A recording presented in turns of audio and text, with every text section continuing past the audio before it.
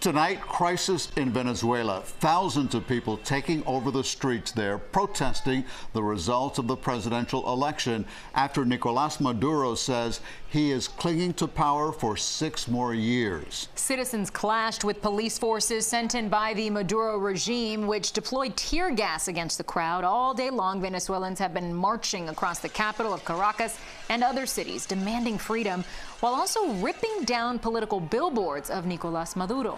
Maduro claims he won, but tonight the opposition says it has proof its candidate overwhelmingly defeated him. The U.S. and other countries are also rejecting the results of Venezuela and calling for immediate action against the Maduro regime. There are also concerns that Maduro's staying in power could mean a massive migration of Venezuelans here to South Florida. CBS News Miami's Yvonne Taylor joins us live from Doral with the latest. Yvonne?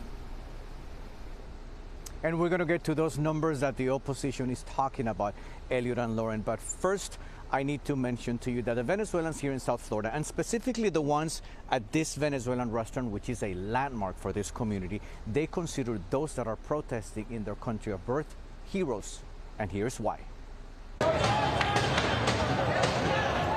Chaos prevails in different cities of Venezuela.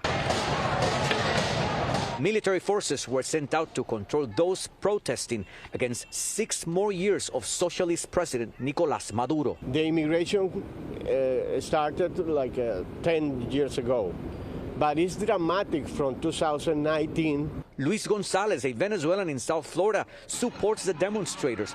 They say 6 more years of Maduro means families continue fleeing the country. Ya no es una familia, es dos, ya es todo una nación. It's not only a family, it's the exodus of a whole nation, says Yusmila Hernandez. The expectation of the people is to reunification. And that has been one of the main focuses of the opposition leaders. Maria Corina Machado, who was forbidden from running for office by the Maduro regime, but campaigned all over the country for 74-year-old Edmundo Gonzalez, the opposition candidate, would be greeted by thousands of Venezuelans like this child. In tears, he tells her, "I want my dad to return."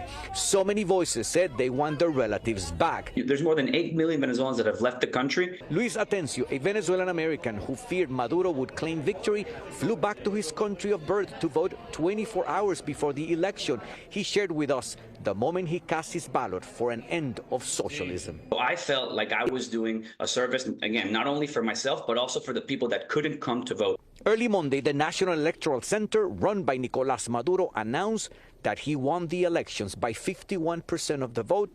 The opposition leader got 44%. These people will not give up power unless something dramatic happens. Miami Mayor Francis Suarez, who was optimistic Sunday about the outcome of the elections, is now echoing a message to Washington. The United States must understand how critical this is, not just to Venezuela. This is critical to the United States. And here are the latest numbers that we have as of tonight. Opposition leader Maria Corina Machado announced just a couple of hours ago that Edmundo Gonzalez, the main candidate against socialist Nicolás Maduro, obtained 73% of the votes tallied on Sunday, and that's according to their numbers, and Maduro would have obtained 30%. They're asking the international community to recognize their numbers and not what the government is announcing. We are waiting to see what the United States of America will say. We are live in Doral. Yvonne Taylor, CBS News, Miami. Yvonne, thank you. Venezuelan opposition leader Juan Guaidó is here in South Florida, and he reacted to the protests taking place in Venezuela. Venezuela está en las calles pacíficamente, luchando por defender su voluntad. Now, Guaidó was recognized by the U.S. and several other countries as the legitimate president of Venezuela from 2019 until 2023. He met here with Congressman Carlos Jimenez. Guaidó said the Venezuelan people have a right to protest the election results peacefully and to fight for democracy in their country.